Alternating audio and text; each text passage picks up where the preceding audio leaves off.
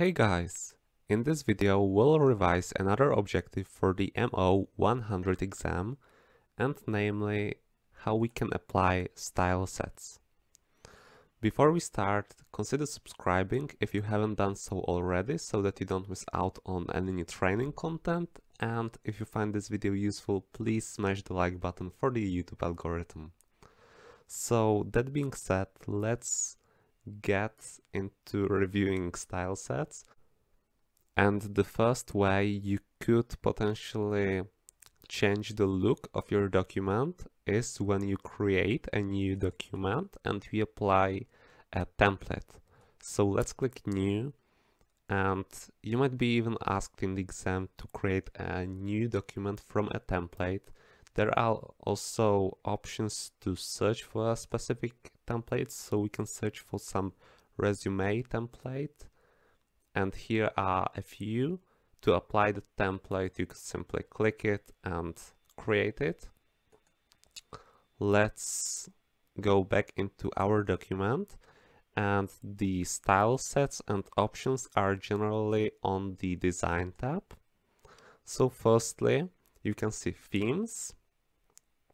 In the exam, you might be asked to set a specific theme, and notice that each has a different name, so make sure you can navigate those quickly.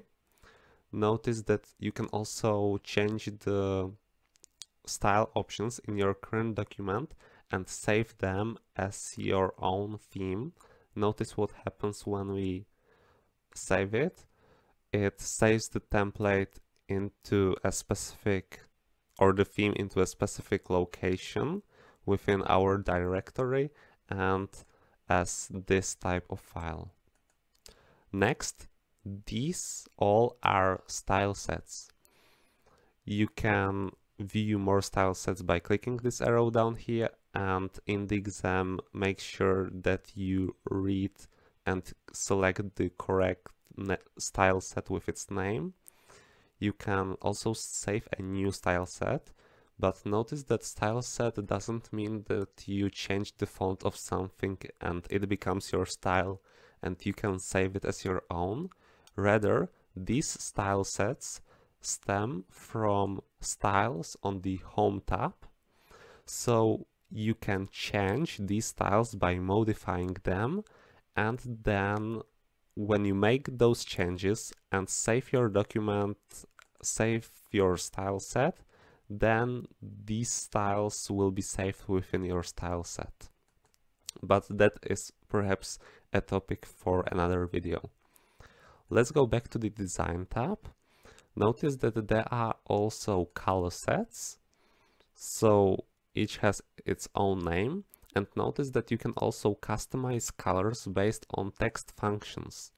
So, for example, you might be familiar that generally on the internet and in documents, when you click a hyperlink, it changes its color from blue to purple, and you can change it here. So it can now change from blue to red, for example, or so on.